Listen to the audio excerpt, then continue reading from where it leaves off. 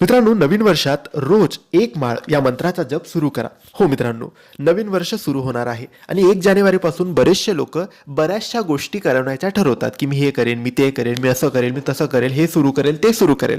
परंतु तुम्हाला दुसरं काही जमलं नाही तरी तुम्ही या मंत्राचा जप सकाळी किंवा संध्याकाळी 1 जानेवारीपासून सुरू करा. फक्त देवघरात बसायचं, माळ घ्यायची आणि या मंत्राचा जप करायचा. दुसरी कोणतीच सेवा तुम्ही केली नाही तरी चालेल, फक्त हा मंत्र जप तुम्ही करायचा आहे. हा स्वामींचा मंत्र जप आहे, ही स्वामींची सेवा आहे. महिला, पुरुष, शिकणारी मुलं कोणीही हे करू शकतात. जर तुम्ही काहीतरी नवीन करायचं ठरवलं असेल तर तुम्ही इथून सुरुवात करू शकतात.